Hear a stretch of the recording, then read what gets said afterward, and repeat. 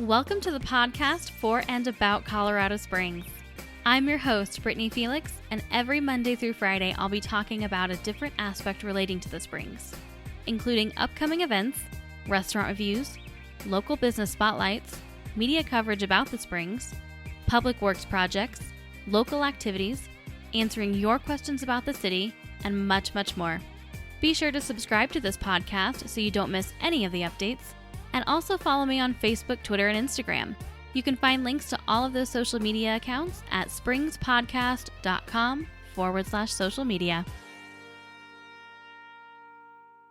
The Colorado Springs podcast is proudly sponsored by Elevation Hydration.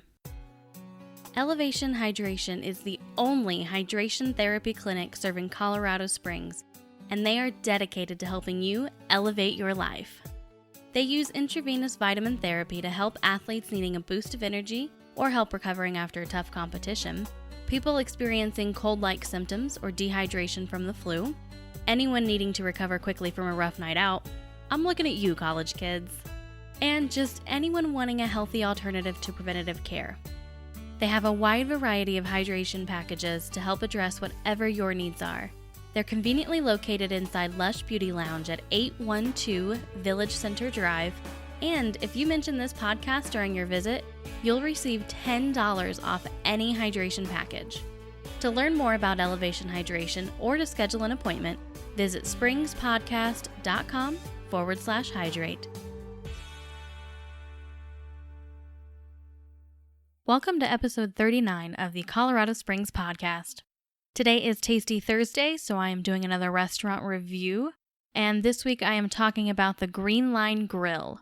Unless I have had a specific recommendation from someone that I know here in town, I generally turn to Yelp to figure out the next place that we're going to try out, and that's exactly what happened with the Green Line Grill. I just kind of searched for, some of the highest ranking restaurants in the price range I wanted to stay in the city, and the Green Line is one that stood out to me. And it had lots of amazing reviews. It's actually got 136 reviews and a 4.5-star rating, which is generally plenty enough for me to consider trying a place. If you're not familiar with the Green Line Grill, it is located at 230.5 Pueblo Avenue, so it's not too far from downtown.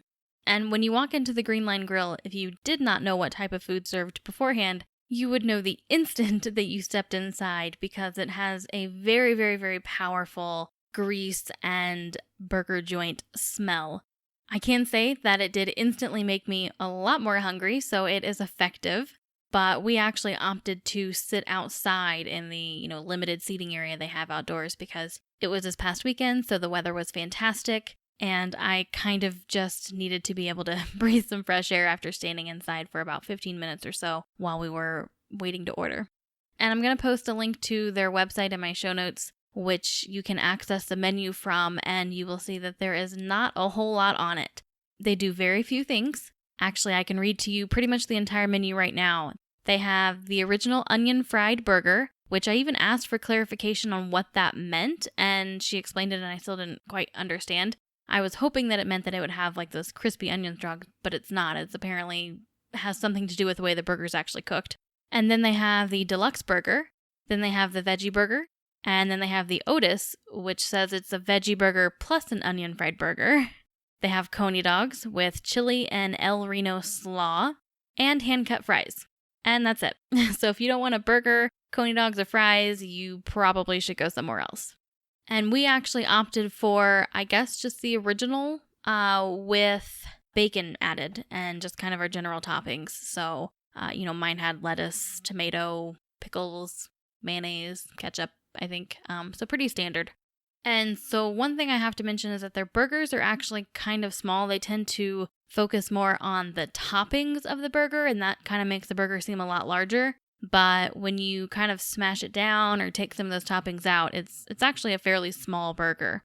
But conversely, their fries are an extremely large portion. I almost got a full basket for my husband and I to split because he inevitably eats some of my fries, even though he swears he's not going to ahead of time. And I am so glad I did not. I'm so glad I went with a half basket because even with both of us eating the fries, we still did not finish a half basket of fries. So that's something to keep in mind when you go. And as far as the food itself goes, I will say that however they prepare the burger, it does taste very good. It does have a different flavor. It doesn't taste just like an average burger that you would get, everywhere else. So it does have a good flavor to it. It is very, very greasy. So if you are trying to stay healthy, do not go to the Green Line Grill. I guess maybe the veggie burger might be better. I'm not sure if they cook it on the same grill or not. I would hope that they wouldn't, at least that they would do it on a separate part of the grill. But it is very, very, very greasy. So much so that actually a little bit later that night, my stomach was a little bit upset, which it usually is not affected by greasy food. Sometimes I do have a bit of a sensitive stomach, so maybe it was just a coincidence, but, usually I can eat junk food and not really be affected. And my husband was okay with his food. I mean, he didn't think it was anything special, but he, did enjoy it.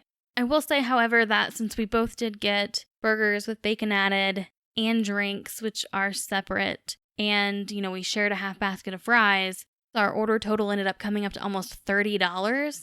And for me, the food just wasn't quite worth that much money. If I'm going to spend $30 at a restaurant, I think I'd rather be at like a nice, sit-down Mexican restaurant where I have chips and salsa and unlimited drinks. Because actually I ordered a Coke, like I typically do, and it was in a glass bottle, which is nice and cute and everything.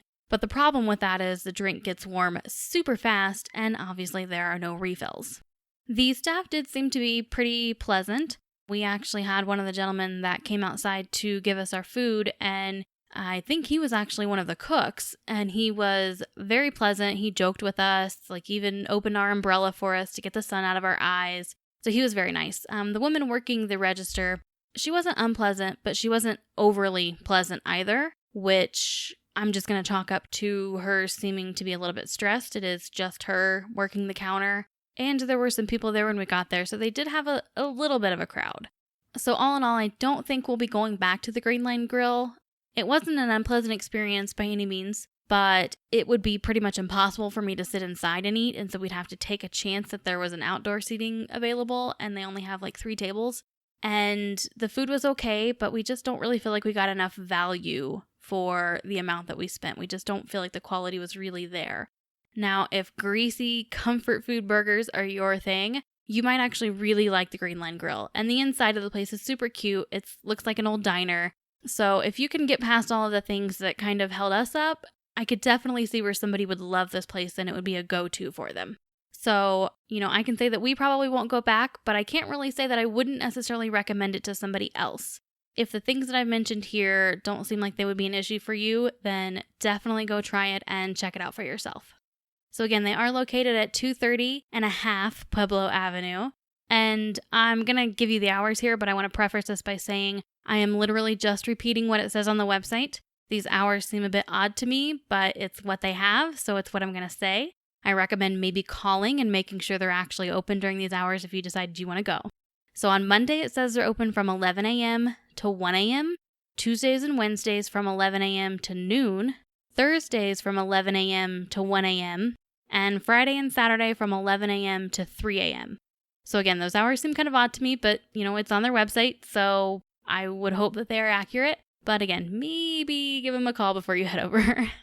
I'm going to have some pictures in the show notes along with the rest of this information that I've mentioned here.